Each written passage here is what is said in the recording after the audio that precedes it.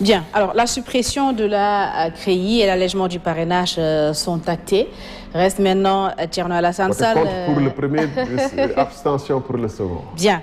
Alors, reste maintenant la modification de l'article L28.3 du Code électoral, en y ajoutant la mesure de la grâce, et la modification de l'article L29 du Code électoral en y intégrant la limitation de l'inéligibilité permanente qui devrait permettre à Karim Wade et Khalifa Ababacar Sall de retrouver leur éligibilité. Alors, vous avez longtemps prôné des élections inclusives. Pensez-vous que ces modifications du Code électoral pourront rendre la présidentielle de 2024 inclusive?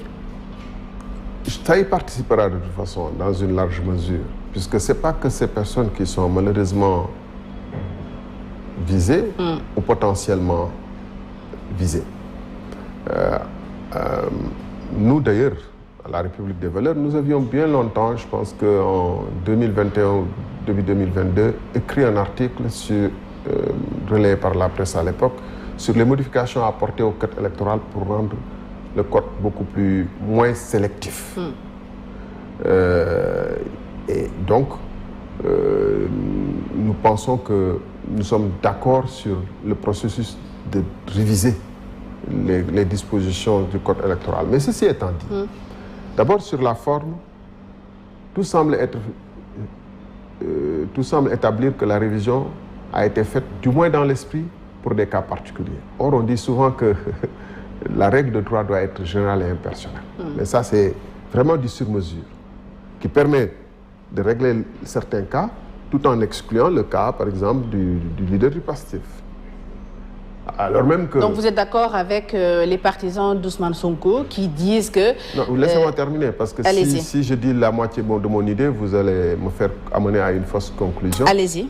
Et donc, l'autre aspect des choses, c'est que je trouve qu'il y a quand même des crimes ou délits qui, une fois constatés, actés, excluent définitivement ou devraient exclure définitivement les personnes concernées à la gestion des ressources publiques.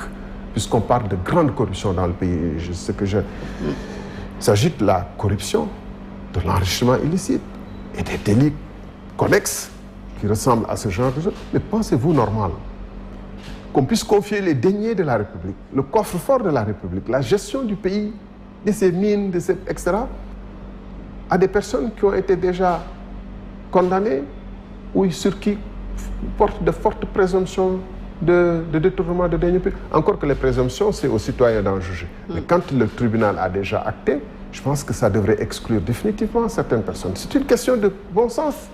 Si je suis votre logique, Thierno Alassane Sall, Karim Meïssa Wade et Khalifa Ababacar Sall ne devraient pas être réintégrés dans le jeu politique. C'est très clairement ce que je dis. Ce n'est même pas une question de logique. Je ne tourne pas autour du pot.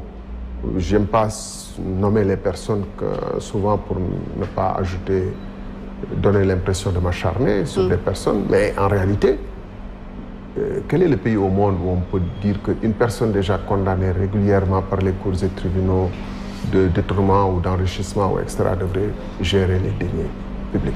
Nous avions condamné à l'époque, et je le dis, pour que ce soit très clair, le fait qu'il y ait une justice sélective conçu exprès pour extirper certaines personnes, notamment les deux que vous avez nommés, du jeu politique, de la compétition électorale, parce qu'elles représentaient un danger pour le gouvernement. Mais pas parce que leur confier la République représenterait un danger pour la République. Voyez-vous la différence? Et nous avions condamné le fait que la volonté du président de la République à l'époque et du gouvernement, c'était d'exclure les deux personnes, comme tout aujourd'hui, c'est d'exclure Ousmane Sonko. Mais, dans les faits, on devrait discuter de manière plus large, plus sereine, avec l'ensemble des corps de la nation. Je ne comprends pas très bien. C'est assez compliqué. Je ne comprends pas très bien votre logique. Quand vous dites que la volonté du gouvernement était de les exclure de la présidentielle et que après vous dites qu'ils ne doivent pas réintégrer le jeu politique, je ne comprends pas trop bien ce que vous voulez dire. Est-ce que le gouvernement a inventé tout ce qui a été reproché? Je dis, nous, ce qu'on a condamné, c'est le fait qu'ils soient les seuls à être jugés. D'accord? Pour parler plus simple.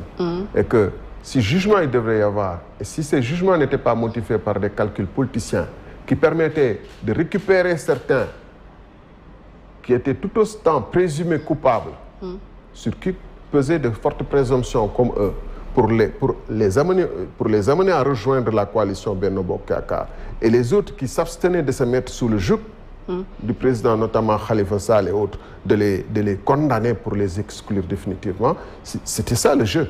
C'est ce jeu-là qu'on a condamné. OK? Mais on n'a jamais dit que ceux contre qui pèsent de fortes présomptions de détournement de deniers publics ou d'enrichissement illicite ne doivent pas être traduits devant les tribunaux. On ne l'a jamais dit. Donc autant vous étiez contre leur exclusion. Attendez, je termine, sinon sur ce point-là, deuxième chose, bon allez-y, parce que le deuxième point est... D'accord. Autant vous étiez contre leur exclusion en 2019, autant vous êtes contre également leur réintégration en 2024. Non, on n'a jamais dit qu'on est contre leur exclusion. Nous, en tout cas, la République des valeurs, on n'a jamais dit qu'on est contre leur exclusion. On a dit qu'on est contre l'utilisation de la justice pour sélectionner les gens qui participent ou qui ne participent pas.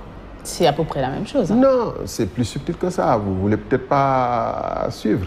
C'est parce que vous m'interrompez souvent, vous ne voulez pas suivre. Et le fait est que ces personnes ont quand même posé des actes qui les amènent devant les tribunaux, qu'ils y aillent. Mais ce qu'on a condamné, c'est que ce soient les seules personnes. D'accord. OK? Et on a dit que, par exemple, pour la CREI, il y avait 25 autres. Pour les détournements de deniers publics, le président lui-même a dit « j'ai mis la coude sur certains dossiers ». Il y a d'autres dossiers beaucoup plus flagrants. Vous pensez que les 1000 milliards du Covid sur lesquels on a dit qu'eux-mêmes ils disent qu'il n'y a que 11 milliards ou 30 milliards, ce qui représente 6%, je ne sais pas combien, mais c'est comme si 6%, ce n'est pas de l'argent considérable, c'est plus que ce qu'on reproche à Khalifa Sall. Donc, on a dit que toutes ces personnes devraient aller. La justice de Kumba Amulday, Kumba Amday, ou la justice qui a une balance qui penche d'un côté, n'est pas une justice. C'est ce qu'on a dit. Et on dit que leur jugement procédait d'une volonté du gouvernement cachée de les éliminer. Ça, c'est la conséquence. Mais on n'a jamais dit qu'ils ne devraient pas répondre devant la justice. Moi-même, je rappelle souvent que j'ai fait des conférences de presse quand j'étais à la paire pour expliquer, notamment pour le cas de la CREI, pourquoi il est normal que les gens répondent devant la CREI. Et je ne reviens pas sur ce que j'ai dit. Il faut quand même qu'on... Et je l'ai toujours dit, en toutes circonstances, j'ai tenu à clarifier. Parce que, comme les gens sont prompts à faire du VAR, là, il faut quand même que les choses